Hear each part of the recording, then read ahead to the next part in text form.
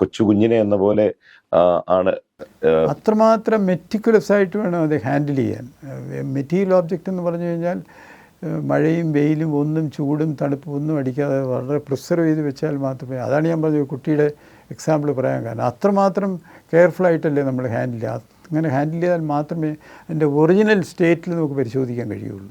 അങ്ങനെ എല്ലാ material object സൂക്ഷിക്കുന്ന പോലെ എത്ര കെയർഫുള്ളായിട്ട് തന്നെയാണ് അത് പരിശോധിച്ചിട്ടുള്ളത്. എത്ര നാൾ സാറിൻ്റെ ടേബിളിൽ ഇത് ഉണ്ടായിരുന്നിരിക്കും ഈ underwear? Material objects laboratory receive ചെയ്യേണ്ട അന്ന് തന്നെ എൻ്റെ കയ്യിൽ കിട്ടും.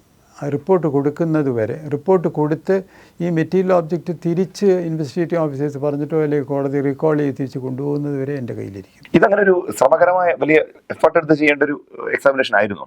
അത്ര ഭയങ്കര എഫേർട്ടൊന്നുമില്ല ഇതിനകത്ത്. അത്ര സയൻറ്റിഫിക്കായിട്ടും വളരെ സിമ്പിൾ കേസാണ് എന്നെ സംബന്ധിച്ചോളം. വളരെ സിമ്പിളായിട്ട് കണ്ടുപിടിക്കാൻ പറ്റുന്ന കാര്യങ്ങളാണ്. പെട്ടെന്ന് തന്നെ ഇതിൻ്റെ കൺക്ലൂഷൻസ് എടുക്കാൻ കഴിയുമായിരുന്നു. ഈ പരിശോധന നടത്തിയ ശേഷം 21 വർഷം എത്തുമ്പോഴാണ് കോടതിയിൽ മൊഴി കൊടുക്കേണ്ടി വരുന്നത്. ഓർമ്മയുണ്ടായിരുന്നോ ഈ കാര്യങ്ങളൊക്കെ?